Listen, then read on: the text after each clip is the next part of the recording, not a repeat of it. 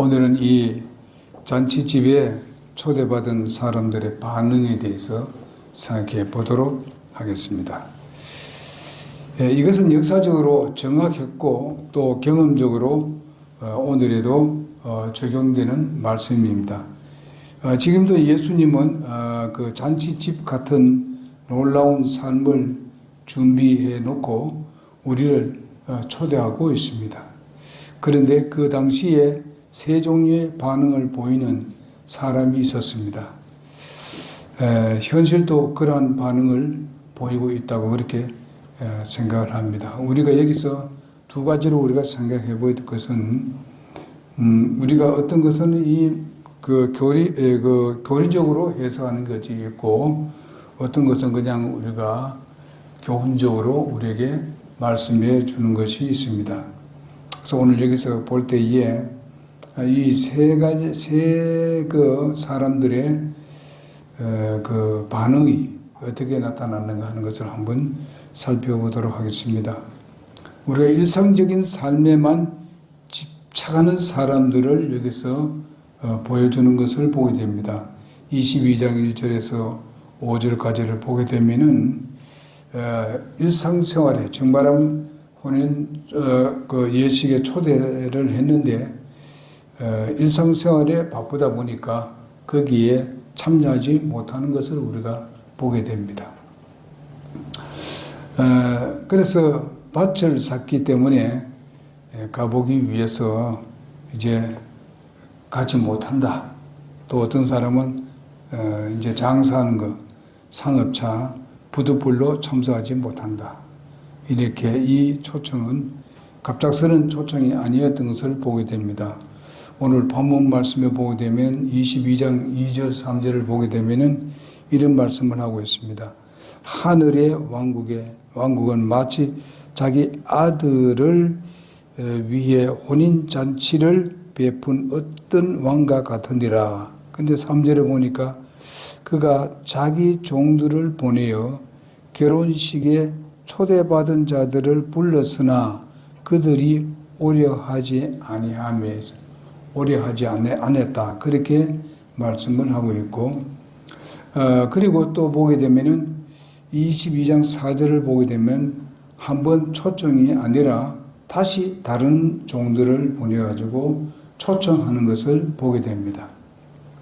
옛날에 이제 중동 지방이나 우리나라 비슷합니다만은 지방에는 이 초청을 두 번이나 그렇게 한다고 합니다. 첫 번째는 초청한 날을 잊을까봐, 그 다음에 다시 하루 전에 가서 내일 잔치입니다 하고 꼭 오십시오 이렇게 초청한다고 합니다. 우리도 마찬가지잖아요. 뭐 두 번씩 그렇게 할 경우도 있습니다. 맨 처음에는 그냥 말로 그냥 할 때가 있고, 아니면 이제 그 때가 오게 되면은 또 이제 그 문서로 보내고 이러한 것을 우리가 보게 됩니다. 그래서 이와 같이 이제 하나님께서 그렇게 하시고 구약을 우리가 보게 되면은 메시아를 보내시겠다고 메시지를 띄웠습니다. 오실 때쯤 되어서 선지자들을 통해 가지고, 중말하면 대언자들을 통해서 침례 요한을 통해 가지고 전해졌던 것을 보게 됩니다. 예수님 오시기 전에 침례 요한을 먼저 보내서 예수님이 오신다는 데 대해서 말씀을 정확하게 말씀했습니다. 물론 이제 구약 시대에 있는 대언자들도 이제 그런 말씀을 했습니다만은 침례 요한이 예수님 바로 오시기 직전에 그가 먼저 나와서 예수님이 오시겠다는 것을 말씀한 것을 우리가 보게 됩니다. 그래서 때가 차서 예수님이 이 땅에 오셨습니다. 그러나 메시아를 기다리는 자들이 흥분하지도 않았고 놀라 감격해서 한 사람들은 사람 몇 명뿐이었지 그렇게 감격하지를 않았습니다. 여러분, 예수님이 초림했을 때에 뭐 감격하는 사람들이 사실상 그 지도자들은 감격하지를 않았습니다. 예수님 오시는 것 날짜 같은 건 또 이런 예수님이 오신다는 것을 알면서도 사실상 별 관심이 없었습니다. 그러나 요즘 아시다시피 그 목자들은 그것을 관심이 많았습니다. 왜냐하면 하나님의 말씀을 들었고 그에 관심을 가졌기 때문에 그렇습니다. 예수님 오신다 했으면 기다리고 있어야 되죠. 언제 오실지는 우리가 확실한 날짜는 모릅니다만은 기다리고 있을 때에 하나님께서 그 깊은 소식을 목자들에게 전달한 것 같이 우리도 주님의 그 재림에 대해서 우리가 생각한다면은 우리는 그 주님의 재림을 항상 기다리는 마음으로 주님께 순종하고 주님을 따르게 되면은 바로 주님이 우리를 부르실 때 그때 확실하게 우리는 깨닫게 될 것입니다. 아, 바로 주님이 오셨다. 이렇게 할 수 있지만은 그러나 그것을 준비되지 못한 사람들은 그럴 수도 있다는 것입니다. 그래서 메시아를 기다리는 그런 흥분이 하고 그냥 놀라운 감격으로 찾아야 되는지만은 그렇지 못한 사람들이 많은 것을 보게 됩니다. 오히려 그리스도를 냉대하고 핍박했던 것을 우리가 보게 됩니다. 그 말은 우리가 요한복음 1장 11절에도 보게 되면 이런 말은 자기 땅에 오매 백성이 영접지 아니하였다. 12절에 보면 영접하는 자, 그 이름을 믿는 자들에게는 하나님의 자녀가 된다는 그런 말씀을 한 것을 보게 됩니다. 이건 누가 그렇게 얘기했는가 하면은 바로 침례 요한이 그렇게 얘기했습니다.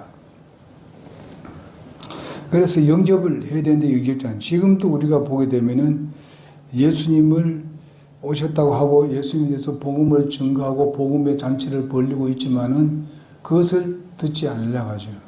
들어봤자 그냥 한 귀로 듣고 한 귀로 흘리는 사람들이 세상에 굉장히 많습니다. 이런 것을 우리가 보게 됩니다. 유대인들만 그런 게 아니고 지금 현실도 똑같습니다. 보면은 예수님 복음의 잔치를 벌리고 있지만은 이제 여러분들도 아시다시피 우리 교회에서 이제 그 마시는 것 가지고 우리가 잔치를 벌려고 합니다. 복음 증가하기 위해서. 그런데 그것을 마시러 오는 사람도 있을 거고 어떤 사람은 그냥 지나치는 사람도 있을 거다. 그런 것을 우리가 경험하게 될 것입니다. 그러나 우리는 그렇게 하든지 말든지 우리는 적극적이어야 된다. 예수 믿고 구원받은 여러분과 나는 적극적으로 여기에 동참을 하고 여기에 함께하는 그런 우리의 자세가 되겠습니다.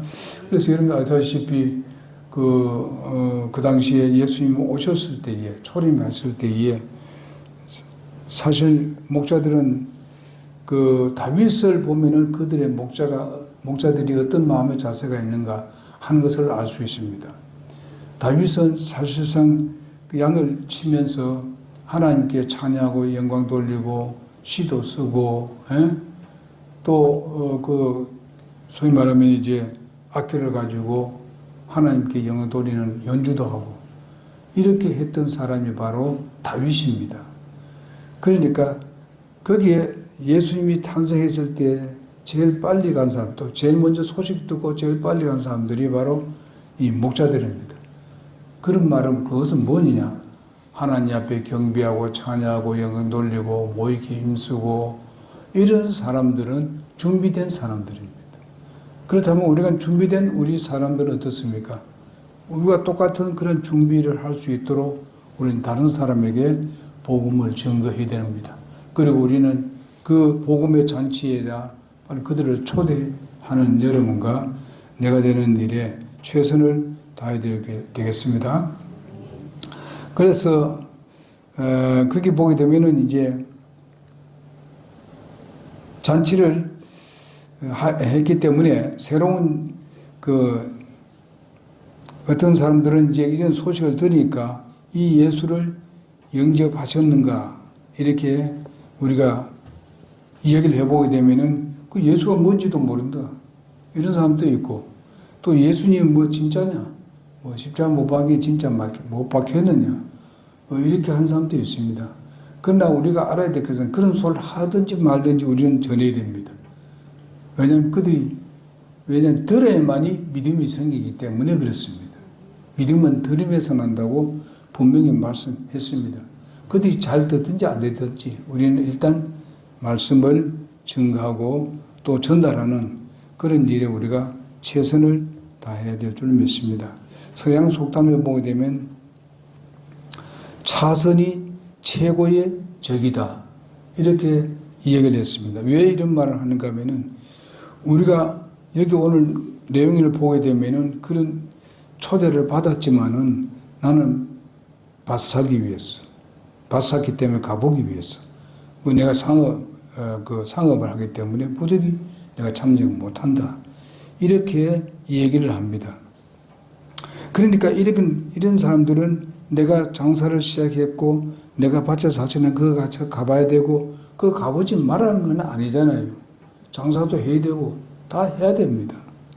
해야 되지만은 그러니까 우리가 요즘 본다면은 밭을 돌아보거나 장사하거나 뭐 차를 우리가 샀으니까 차를 몰아봐야 되고 뭐 우리가 이런 것이 나쁜 것이 아니잖아요. 일상생활에서 그거 다 하나님께서 허락하신 겁니다. 그러면 이게 무엇을 말하느냐? 우리가 그런 것들은 하나님의 일보다는 그 차선으로 하냐, 차선. 그렇게 생각해야 되는데 그것이 하나님보다 더 중요하고 하나님 앞에 예배하는 것보다 더 중요하고 이렇게 생각하면 안 된다. 그런 말입니다. 항상 주님을 앞세우고 또 이렇게 초대받았을 때에 당장 거기에 가서 함께하는 사람이 되어야 되는데 오늘날 그런 사람들이 여기에 많습니다. 우리는 그렇게 전다는 사람들이 되지만은 그런 사람들이 많기 때문에 우리가 그런 사람을 어떻게 하면 될 것인가 하는 것은 우리가 믿음으로 나아가는 것밖에 없습니다. 이거 보니까 그들이 듣진지 아니 나갔지만은 저들이 오는 사람이 없었습니다. 그러니까 또 주인은 다른 방법으로 하기 위해서 또 다른 종을 보냅니다. 그러니까 못 들어도 우리가 가서 또 다른 사람 보내고 이렇게 하는 것을 보게 됩니다. 그리스도인은 바로 일에 성실해야 된다는 건 당연한 겁니다. 그래서 성경은 누차 강조를 하고 있습니다. 모든 것이 성실해야 된다. 그러나 일에 대한 이 성실함이 바로 창조주 하나님을 외면하는 일은 그건 잘못됐다 이것입니다. 우리가 자기 일에 성실하고 모든 일에 성실한 것은 다 좋은데 우리가 하나님께서 어떤 일을 이야기를 했을 때에 우리는 그것이 우선적이라는 것을 항상 마음에 두어야 됩니다. 오늘 저녁에 여러분 예배하러 오신 것도 마찬가지 아니에요. 하루 종일 우리가 오늘 피곤합니다. 그리고 오늘 쉬는 날이라도 하지만은 다른 데 가서 누릴 수도 있습니다. 다른 기회를 가지고 그래 갈 수 있지만은 그러나 오늘 여러분이 시간을 위해서 예배하러 왔습니다. 이것은 어쩌면은 복음의 잔치에 말씀 잔치에 참여하는 것과 같습니다. 우리는 이미 초청한 날짜 다 정해놨습니다. 수요일날 초청했고 주일날 초청하고 이렇게 합니다. 때로는 뭔가면은 또 다른 모임이 있어가지고 그때 초청할 수도 있습니다. 이럴 때 우리는 거기에 내가 바쁜 일이 있다 하더라도 아주 바쁜 일이 아주 하나님이 납득할 수 있는 그런 일 외에는요 우리가 꼭 참여를 해야 돼요. 그러니까 지난주에 제가 말씀 증거한 게 있습니다. 그런데 어제도 약속을 한 사람이 있습니다. 그러나 오늘 아무 이야기도 안 하고 참여 안 합니다, 지금. 그런 사람이 있지 않습니까? 무슨 일이 생긴지 몰라요. 그러지만은 우리가 그런 것들을 했을 때에 정말 우리 주님을 사랑하고 주님의 일에 함께하는 사람이라면 이야기를 해야 되지. 예? 그런 것을 봅니다. 그래서 우리가 알아야 될 것은 첫째 그룹은 메시아를 기다린다는 말을 했으나 바로 인생의 참 목적과의 의미를 이따금 잊고 살아오는 사람들입니다. 정말 우리가 하나님 말씀을 듣지만은 그것을 실제적으로 내 생활에서 옮기지 않는 것. 예수 믿고 구원을 받았는데 우리는 이건 하나의 이제 천국 가나 지옥 가나 이런 것보다도 여기서 우리의 교훈적으로 말씀해 주는 것은 이 주님께서 이런 귀한 내가 너를 만나겠다. 그리고 여기에 내가 하나님 말씀으로 잔치를 벌려놨다. 너희 오너라. 이렇게 해서 우리는 시간을 다 정해놨습니다. 이럴 때 우리가 정말 함께 모이는데 더욱 힘써야 되는데 바로 그렇지 못한 사람들이 이 세상에도 많고 교회 안에도 많습니다. 그래서 인생의 참 목적과 의미를 이따금 잊고 살아가는 사람들이 있습니다. 사실 중요한 때에 무관심하게 되는 것을 우리가 보게 됩니다. 결코 사업 사업을 한 데 있어 그 성실함에 대해서 그것이 죄가 되는 것은 결코 아닙니다. 그래서 우리가 좀 이 주님의 일에 대해서 무관심해서는 안 된다. 무관심해서는 안 된다. 우리는 최고의 관심을 가질 수 있는 여러분과 내가 되어야 된다고 보게 되겠습니다. 그 다음 우리가 마태복음 24장 38절에서 39절에 보게 되면은 우리가 그 홍수 전에 노아가 방주에 들어가던 날에 사람들이 먹고 마시고 장가들고 시집가고 있으면서 홍수가 나서 저희들이 다 멸하기까지 깨닫지 못하였습니다. 예수님의 이와 같이 말씀하셨고 이것을 바로 말세에 일어날 모든 일을 우리에게 또 보여주고 있습니다. 그래서 우리가 이 말세를 가까움을 볼수록 우리는 더 주님 앞에 모이기 힘쓰라고 분명히 성경에서 말씀을 하고 있습니다.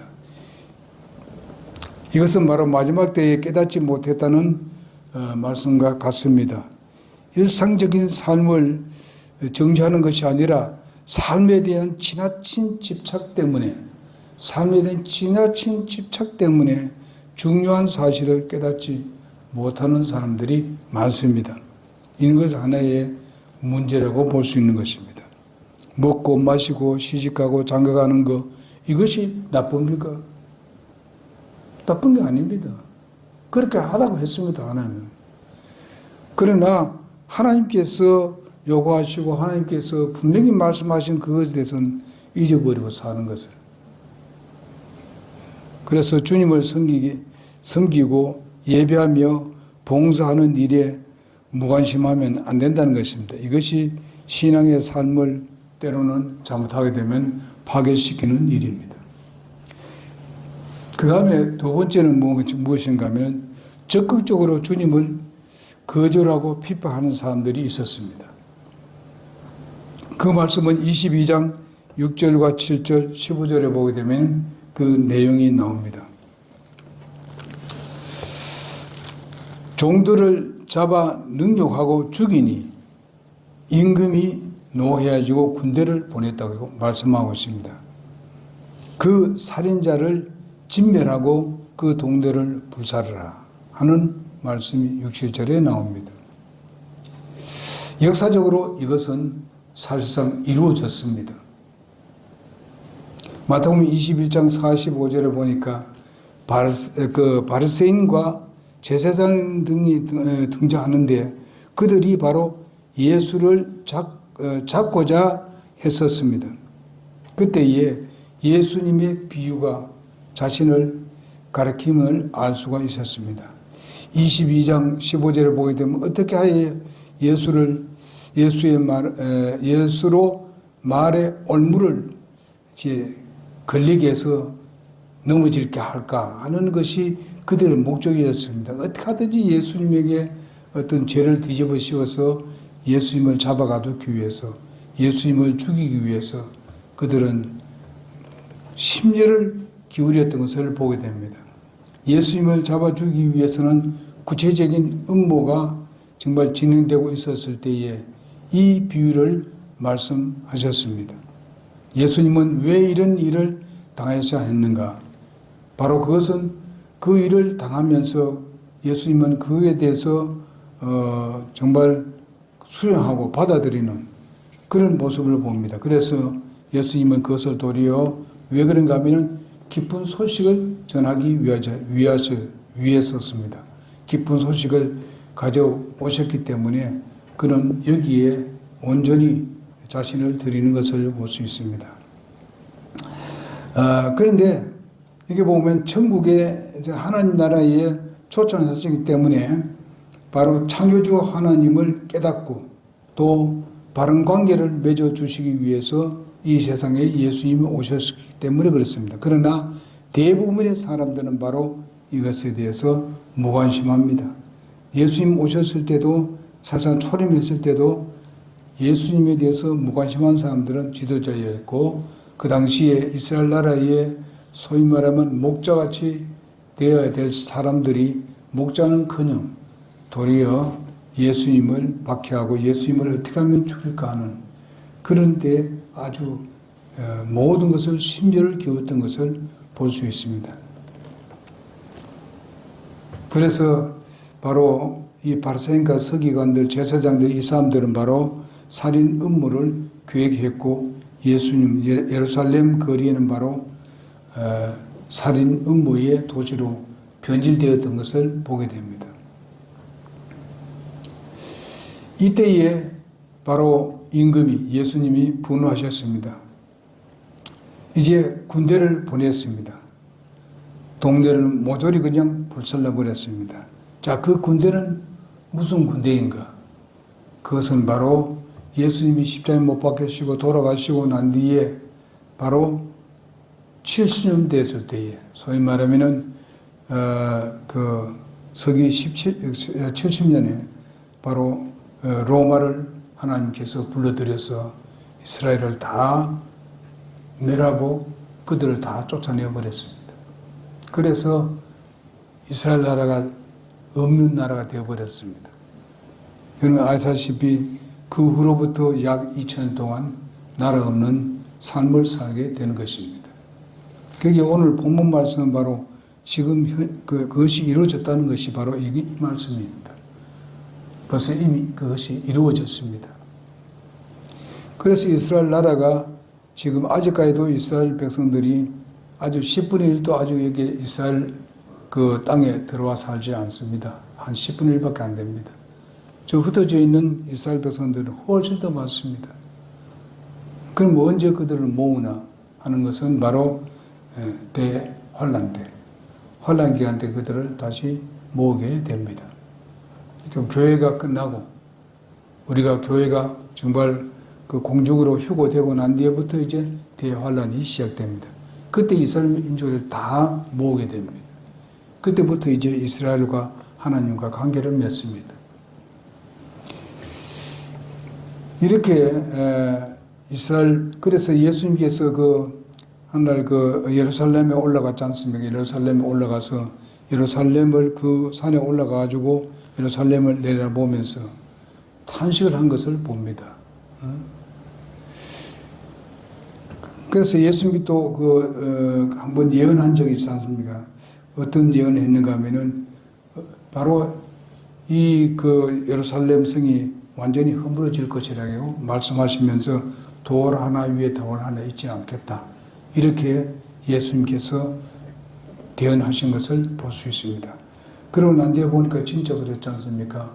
로마가 쳐들어왔을 때에 티토스 들어와서 소위 말하면 예루살렘을 함락시킬 때에 불 지르고 이렇게 해서 성전도 다 타버렸잖아요.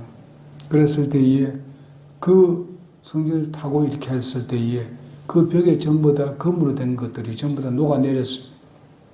그래서 돌 하나 위에 돌 하나 있지 않았다. 이것은 참 주님께서 분명하게 말씀하신 그대로 이루어졌습니다. 왜냐하면 그러고 나니까 그 금을 그들이 캐기 위해서 돌 하나씩 다 끄집어냈습니다. 그래 돌 하나 이렇게 없었습니다. 왜? 금을 캐기 위해서 돌을 다 뒤집어냈습니다. 그렇지 아니하면은 돌 하나 위에 돌 하나 있지 않겠습니까? 허물어져도 그래도 뭐 벽이 남아있고 이래 할 수 있겠는데 그러지 못했습니다. 이런 것을 우리가 보게 되면은 주님께서 말씀하신 것은 그대로 성취되는 것을 볼 수 있습니다. 그래서 예수님께서 이렇게 잔치를 벌려놓고 와서 하나님 말씀을 들으라고 하는데 듣지 아니하고 도리어 그 보낸 사람들을 죽이는 것을 봅니다. 여러분 구약시대도 보게 되면은 그 대언자들을 많이 죽였지 않습니까? 근데 예수님 이 당시에도 그렇게 됐습니다. 대언자들을. 그럼 마지막 대언자가 누굽니까? 바로 예수님입니다. 예수님이 대언자로 오셨어요. 복음을 전가하기 위해서. 왔지만은 그 대언자마저도 죽였습니다. 그것은 하나님의 독생자입니다. 그런데 하나님 가만히 있겠습니까? 그래서 예루살렘이 완전히 함락되고 없어지게 되었고, 나중에 바로 2000년 지난 후에 다시 이제 이스라엘을 참 세우는 것을 보게 됩니다. 오늘날 사회가 무신론자라든지 아멘은 신은 죽었다 하는 것을 강조하는 사람들이 일어나게 되는 것을 봅니다. 그러면서 그런 사람들이 교회도 출입하고 하나님의 말씀을 듣는다고 하면서 사실 스스로 하나님 말씀을 경멸하는 그런 사람들이 이 세상에 살고 있습니다. 하나님의 종들을 향해서 이러한 반역을 시도하는 자들도 굉장히 많습니다. 지금 현재 우리나라도 일어나기 시작하고 있습니다. 반역을 시도하는 그런 사람들이 있습니다. 예루살렘이 함락될 때에 성전 안으로부터 이런 소리가 났다고 합니다. 영광을 떠났다. 하나님의 영광은 떠났다. 이스라엘 백성들의 소망이 무엇입니까? 바로 성전입니다. 그 성전에 하나님이 계신 것을 그들은 믿고 있었기 때문에 거기서 기도하고 거기서 또 하나님의 지시를 받아주고 백성들이 얘기하면은 백성들이 그 말씀에 순종을 합니다. 그래서 하나님의 은혜를 받고 살았는데 이제는 하나님이 거기서 하나님의 영광이 떠났다는 것입니다. 여러분, 우리가 구약 성경에 보게 되게 되면은 이런 말씀하고 있잖아요. 누굽니까? 엘리 제사장의 아들 있지 않습니까? 아들이 악함으로 인해서 죽었습니다. 그래서 며느리가 아이를 낳고 난 뒤에 죽어버렸습니다. 이렇게 죽을 때에 여호와 하나님의 영광이 떠났다. 이런 말이 나옵니다. 한 나라나 한 가정에서 하나님의 영광이 떠나도록 하는 그런 불법적인 우리의 신앙생활을 해서는 안 됩니다. 우리는 교회나 가정이나 우리는 정말 하나님이 중심이 되는 가정이 되어야 됩니다.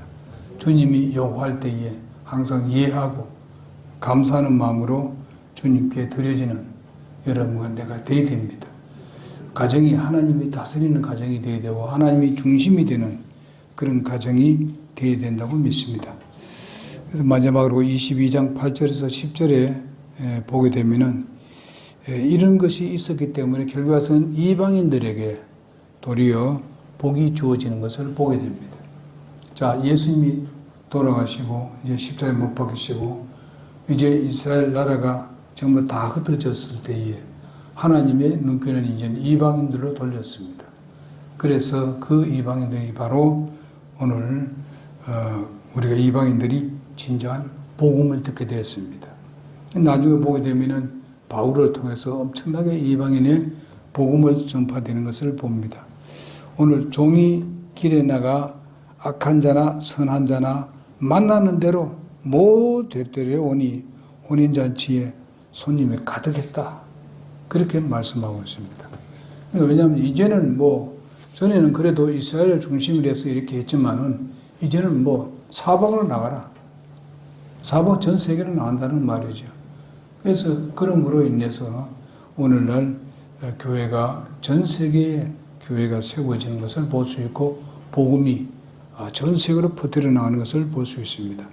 맨 처음에는 이스라엘을 중심으로 해서 복음이 증거되어 가지고 이스라엘이 그것을 받아들이지 않으니까 하나님께서 전 세계로 이제 복음이 증거될 수 있도록 허락한 것을 볼 수 있습니다. 바로 여러분과 내가 이거 도리어 우리에게 주어진 하나님의 은혜라고 생각합니다. 이스라엘 백성들이 만약에 이스라엘 백성들이 주님을 잘 받아들였더라면 우리 이방인들에게는 좀 늦었을 것입니다. 그러나 바로 이렇게 되었을 때에 하나님께서 하나님의 사람들을 온 세계에 퍼뜨려 가지고 복음이 증거되는 것을 보게 됩니다. 그래서 마치 바로 유럽과 아프리카, 남미, 북미, 아시아까지 복음이 빨리빨리 전달됐었습니다. 그래서 로마 시대 때 이미 이 기독교가 정말 엄청나게 번졌잖아요. 그래서 바울은 바로 땅까지 그 복음이 증거되었다고 얘기를 합니다. 그러니까 이런 것을 봤을 때에 그 당시에 얼마나 복음이 널리 전파되었는가 하는 것을 알 수 있습니다. 만약에 이스라엘 백성들이 우리 예수님 우리 왕이다 했었다면은 사실상 빨리빨리 그렇게 하지는 못했을 것입니다. 그러나 이제는 이방인들에게 복음이 들어와서 여러분과 내가 구원을 받게 되었고 하나님의 자녀가 되었습니다. 여러분 바로 주님께서 오라고 초청했을 때에 문을 열어놓고 내게로 오라고 초청했을 때에 여러분 거기에 응했습니다. 그래서 여러분 구원받았습니다. 하나님 자녀 되었습니다.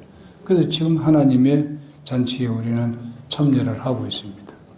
이것이 바로 하나님께서 우리에게 주신 은혜입니다.